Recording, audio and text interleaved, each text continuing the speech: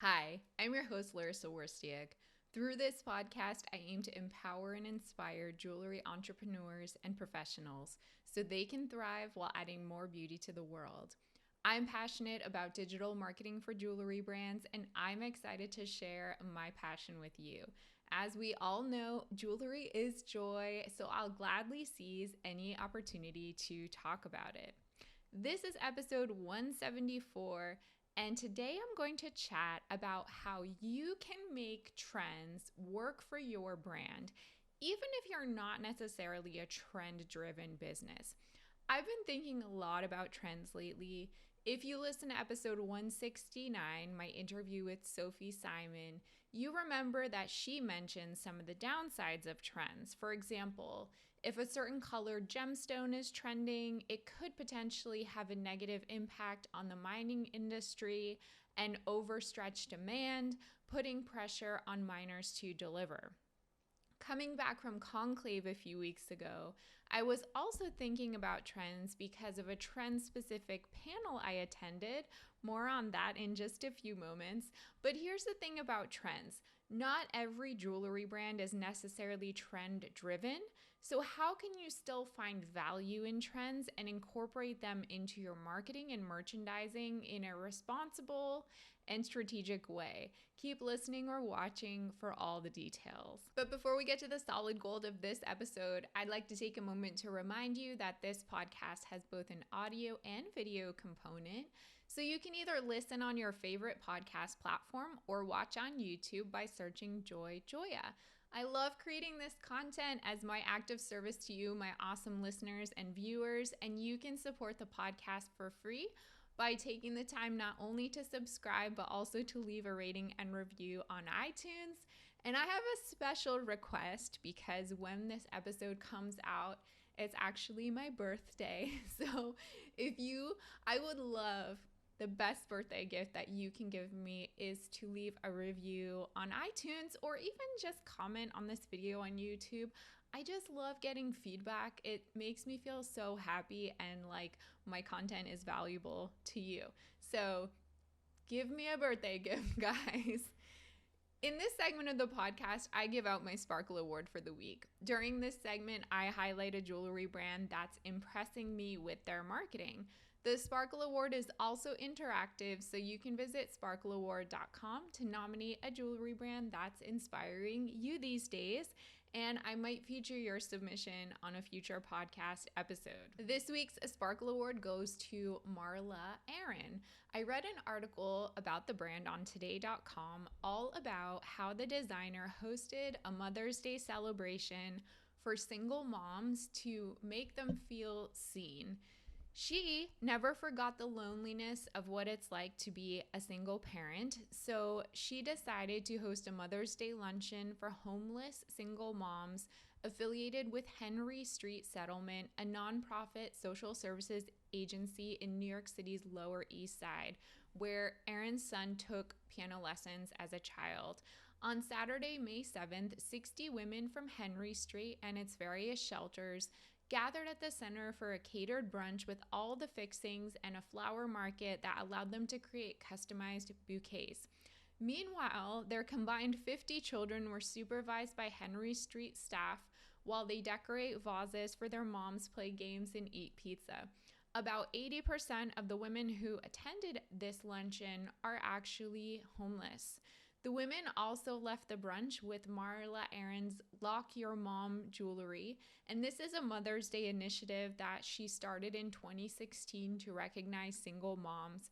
Through the Marla Aaron website, actually, anyone can nominate a single mom to receive a free sterling silver lock engraved with an exclamation point, which she has deemed a symbol for the power of mothers. Talk about tying your brand story to a purpose. I love this and find it super inspirational.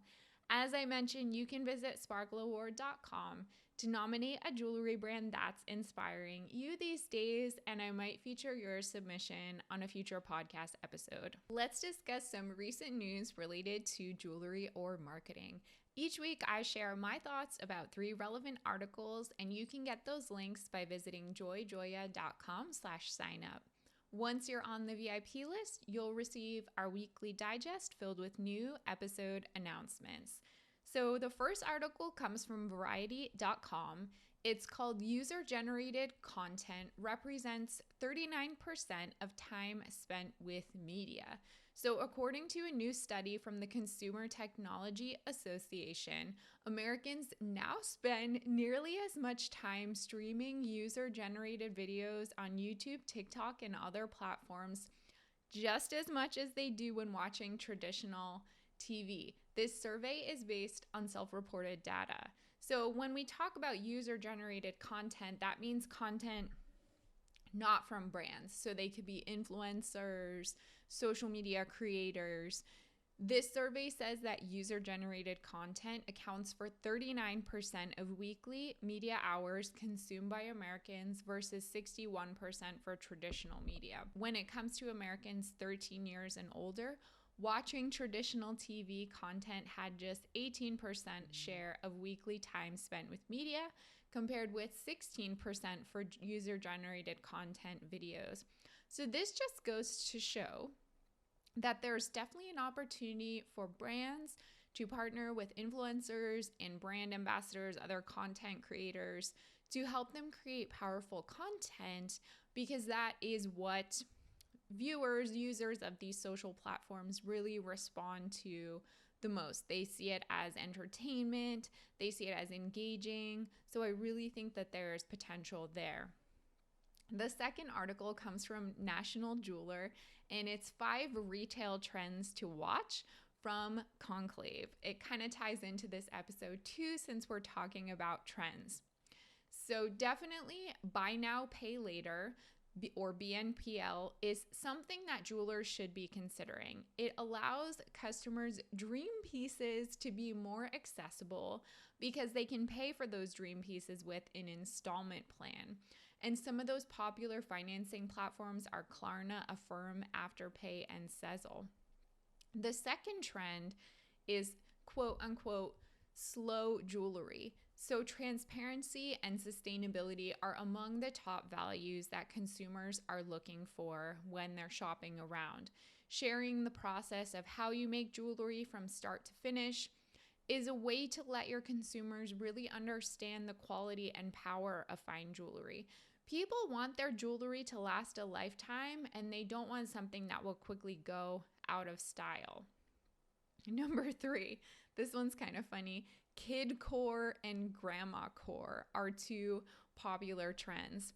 That's referring to more like that beaded kind of jewelry that children wear, as also more of like a grandma, maybe in the past considered a little bit tacky and old style, but it's like very popular right now. Purple is also a trending color. It was at the Tucson Gem Show. Some trending ring styles include oval and marquee shaped diamonds along with skinny bands. And also American gemstones and jewelry are becoming popular partly due to supply chain issues. Then the number 4 trend at Conclave is the luxury experience. Customers are ready to celebrate again. They're still looking for a luxury customer experience. So creating experiences for your customers is really essential. And then finally, from my talk at Conclave, live stream shopping. Today's consumers are looking for digital innovation. They want to be entertained and have a fun and seamless shopping experience. If you want to learn more about that, listen to episode 172. I just did another episode about that. And then the last article comes from New York Times. It's called Rings Fit for All Fingers. We all have insecurities, and for some people, one of those is hand and ring sizes. When it comes to jewelry frustration, some consumers have mentioned that they're struggling to find rings that actually fit their fingers. So one quote from the article, the average US women's ring size is somewhere between a 6 and a 7. The industry standard sample size ring is a 6.5. The most commonly stocked women's sizes 5 to 8 follow the supply and demand business model accordingly, end quote. Of course, fingers come in all shapes and sizes, so consumers are really pushing for more inclusivity in ring sizing, and some jewelry brands are beginning to catch up. So this article highlighted Atomic Gold, Poirier, and L'Enchanteur. I don't know if I'm saying those correctly. It's a timely topic. I was recently at a Women's Jewelry Association mixer, and I was chatting with LA President Lauren McCauley about how this jewelry brand that she works with are starting to be more inclusive in their sizing and partnering with influencers who kind of push that size inclusivity, and how it's really launched for them, because honestly, not a lot of brands are doing this. So if you can differentiate yourself with more inclusive sizing, it could definitely be a selling point for your rings. As I mentioned, if you want to get the links to the articles I share in this segment of the podcast, you can become a JoyJoya VIP by visiting joyjoya.com/sign up. Without further delay, let's talk about trends and how you can make them relevant for your business. So as I mentioned in the intro to this episode, in number 169, I had an interview with Sophie Simon, and we talked about trends and how they can sometimes be detrimental to the jewelry industry. She said, and I'm quoting her, quote, "Trends are not a good thing for the gemstone market and for the people finding the gemstones because there is a lot of pressure. So when trends appear, basically all the consumers go for those gemstones and put a lot of pressure on the miners and on the market. So trends are a bad thing," end quote. Before speaking to Sophie, I had never really thought about this before, but I can totally see how it could be an issue for gemstone mining in particular. So how can you leverage trends responsibly and also adapt them to your individual business, even if you're not necessarily trend-driven in your merchandising? I'm going to share 5 tips. Number 1, create social media posts around trends. So one of the most fun things about social media, in my opinion, is the fast pace at which it moves, as well as the sense of community there. It's one of the only places these days where we see cultural phenomena. Like way back in the day, before streaming platforms and there were only a few television channels, it felt like everyone would be watching the same thing and talking about it. But that doesn't really happen anymore because there's so much choice out there for people. However, on social media, if you're a heavy user of social media, you'll definitely see trends. Those come in the form of memes, trending music, themes that kind of arise a lot. If memes aren't really your thing for your brand, I know that doesn't work for every type of brand. You can also kind of do this by participating in national days or social media holidays. So you can go to nationaldaycalendar.com for a list of those. For example, when this episode is released, May 16th is National Piercing Day. That can be a really good way to participate in, I guess you could call it a trend. It's something that a lot of people will be participating in. Tip number 2, merchandise what you already have in your inventory around trends instead of buying new inventory.